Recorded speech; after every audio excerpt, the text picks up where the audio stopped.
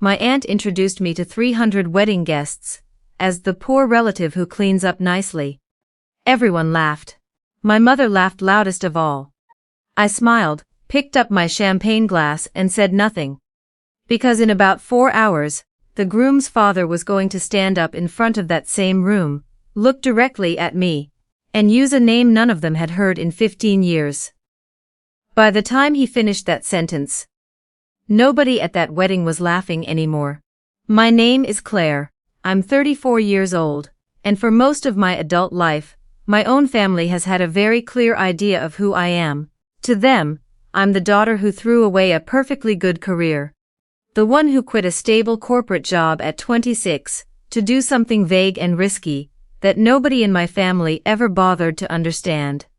The one who shows up to holidays in the same 3 outfits, drives a car that's a decade old, and never seems to have quite as much as everyone else at the table. For 15 years, that story has been repeated so often, at so many dinners, that it stopped feeling like an opinion and started feeling like a fact. Even to me, some days, here's what my family never knew. When I left that corporate job, I didn't spiral into some directionless struggle. I built something. Quietly, slowly, one difficult client at a time, working under strict confidentiality agreements. That meant I could never talk about who I worked for, or what the work actually was. I became a consultant to a small handful of very private family offices and investment groups.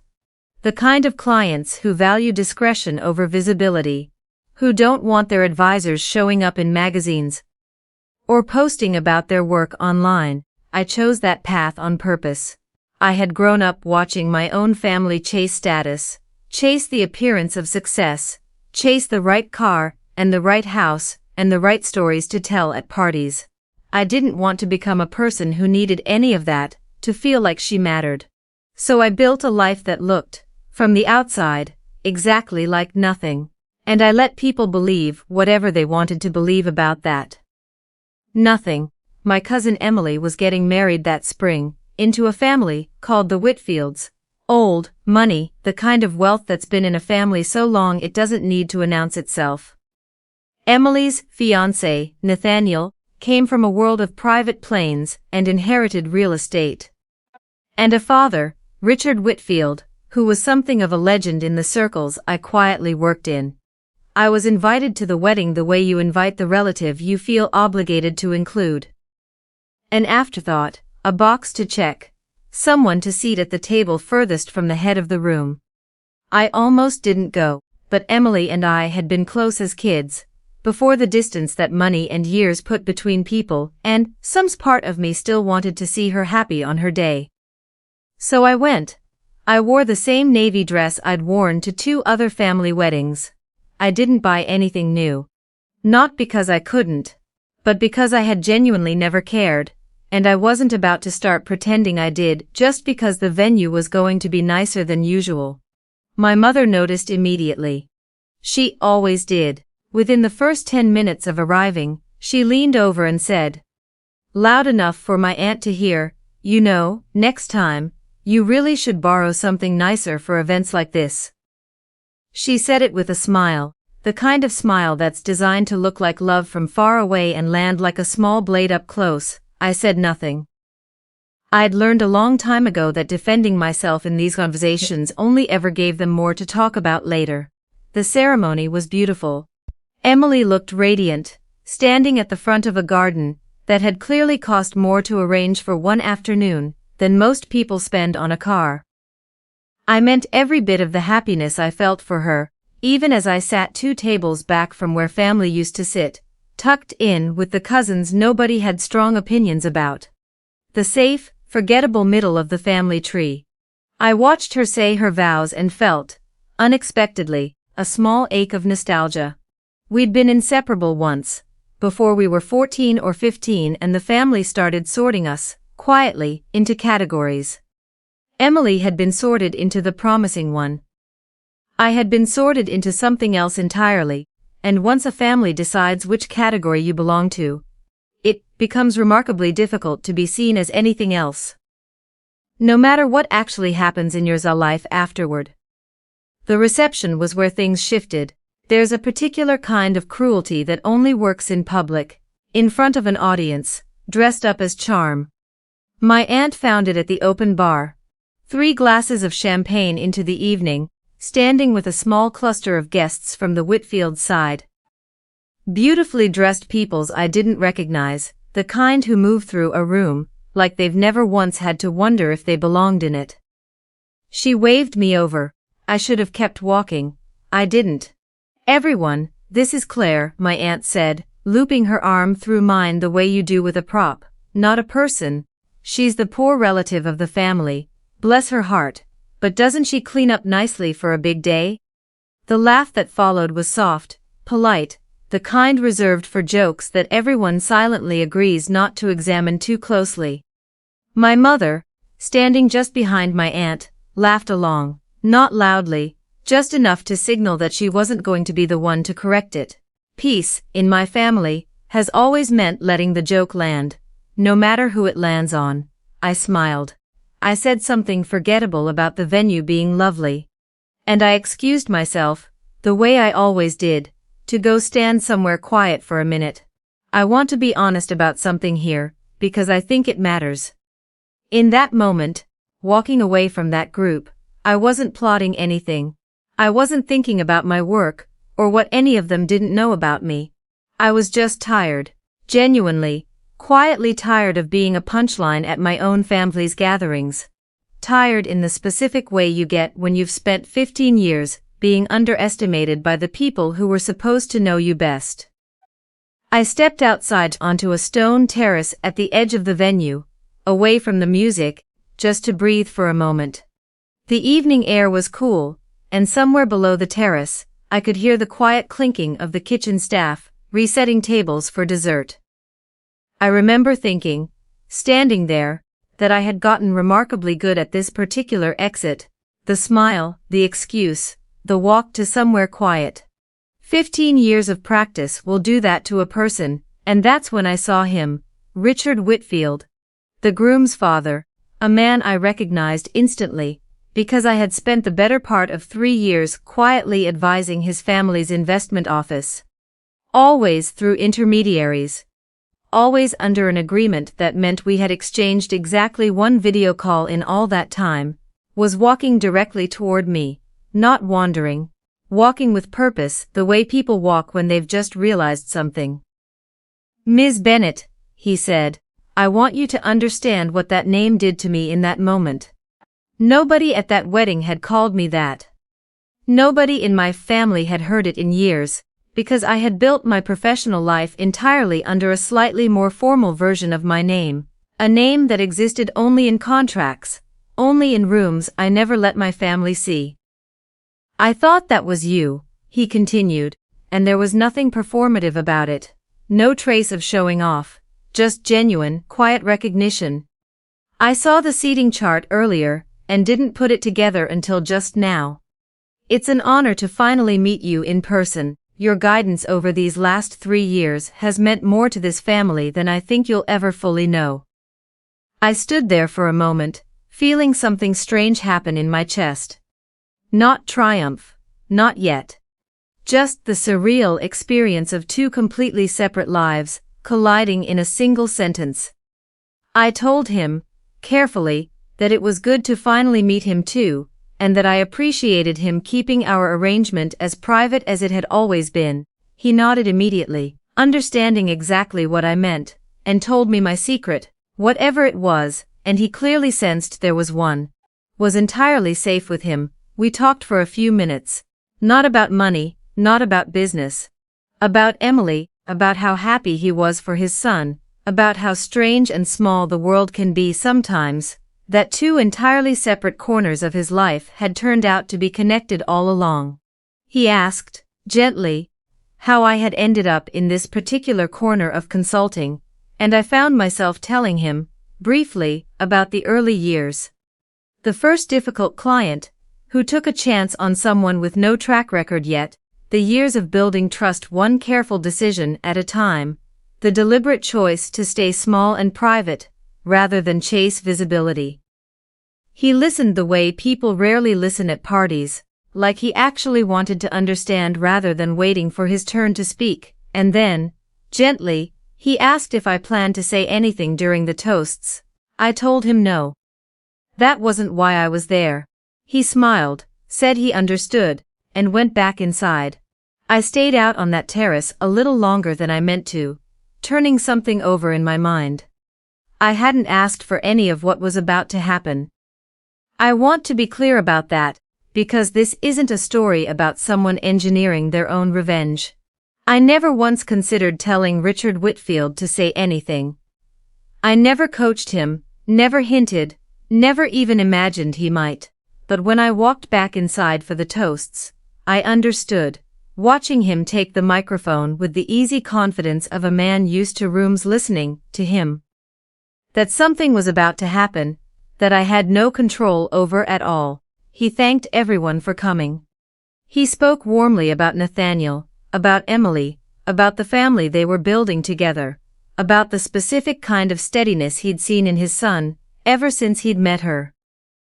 The room laughed at the right moments, grew quiet at the right moments, the way rooms do at weddings when someone genuinely means what they're saying. And then, almost as an aside, he said something that I will remember for the rest of my life. I also want to take a moment, he said, to acknowledge someone in this room who I only just realized was part of this family. Miss Claire Bennett has quietly advised my family's affairs for the past 3 years, with a level of integrity and discretion that is genuinely rare in this world. I had no idea, until tonight, that she was connected to the Whitfields through this marriage as well. Claire, if you're comfortable with it. Thank you. Truly. The room went quiet in that specific way a room goes quiet when 300 people are simultaneously recalculating something. I didn't stand. I didn't wave. I gave a small nod, the kind you give when you want a moment to pass without becoming a scene, and the room, slowly, moved on to the next toast. But I felt it. The shift. I felt my mother's eyes find me from across the room, wide in a way I had never seen before. I felt my aunt go very still, her champagne glass frozen halfway to her mouth. I didn't look at either of them. I didn't need to. I want to tell you honestly that I didn't feel triumphant in that moment. I didn't feel like I'd won anything. What I felt was much quieter than that. Something closer to relief.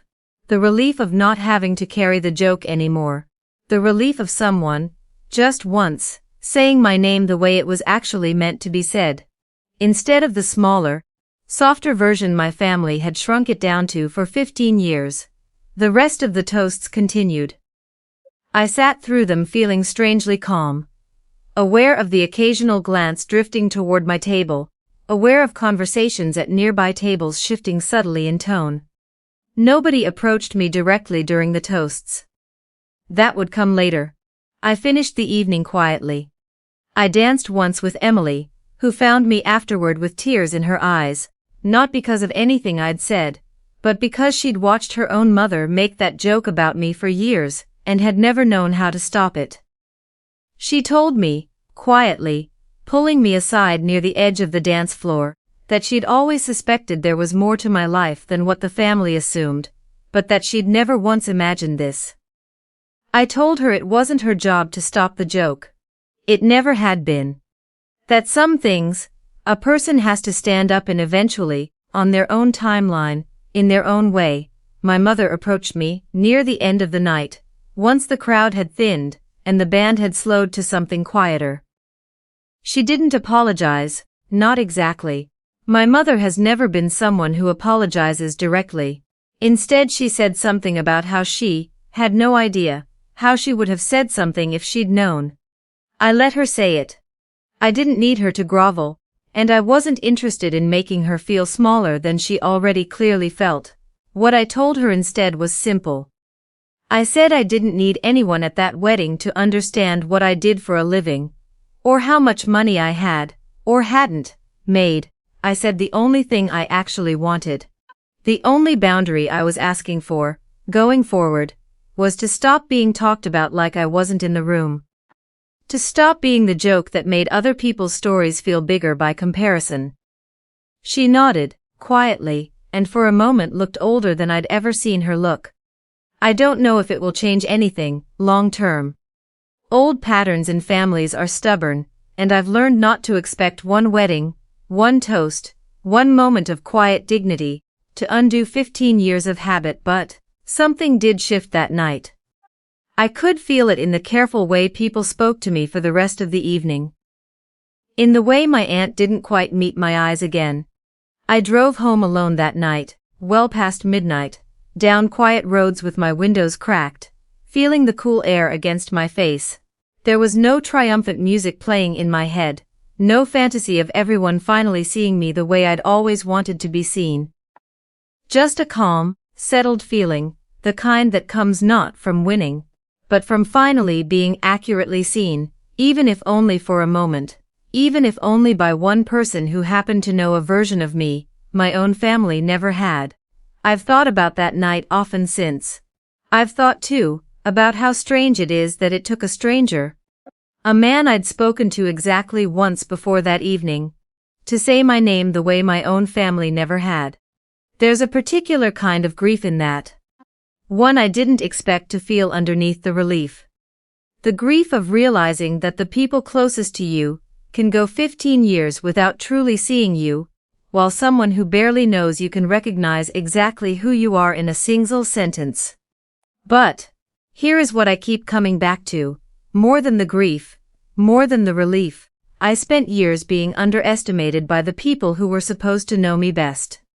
I let it happen, in a way, by choosing privacy over proving anything, by choosing to build something quiet, instead of something loud enough to silence the jokes on its own. I don't regret that choice. I still believe in building things quietly, in letting your work speak in rooms where it actually matters, rather than performing your worth for people who've already decided not to see it. I think there is real value in choosing substance over spectacle, even when it costs you years of being misunderstood by the people closest to you. But I learned something else that night too. You don't need to raise your voice to be seen. You don't need to announce your worth at every family dinner, or defend yourself against every small, smiling cruelty, disguised as a joke. Sometimes, you just need to keep building, keep showing up as exactly who you are, and trust that eventually, in some room, at some moment you never planned for, the truth finds its own way to speak, quietly, clearly, and entirely on its own terms.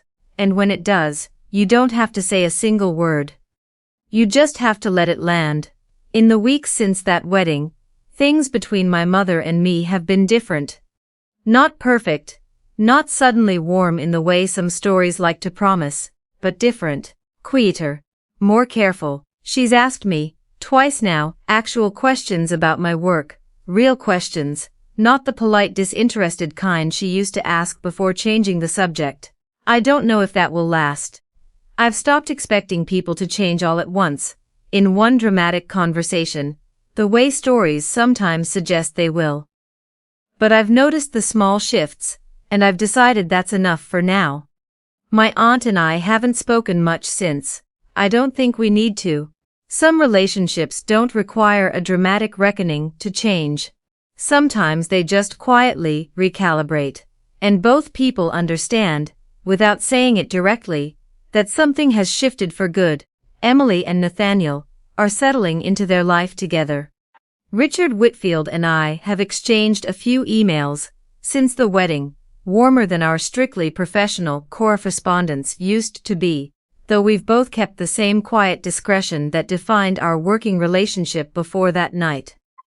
Some things don't need to change, even after everything else does. As for me, I'm still doing exactly what I was doing before that wedding, still working quietly, still building the same careful, private life I've always built. I haven't changed anything about how I live because of one night, one toast, one name spoken out loud in a room full of people who thought they already knew my whole story. But I carry something different with me now. Not pride, exactly. Something steadier than that, the quiet certainty that comes from knowing that being underestimated by people who should know better says far more about their limitations than it ever said about my worth. And the understanding that the truth, when it's real, doesn't need me to fight for it. It just needs time, and the patience to keep building quietly, until the day it finally speaks for itself.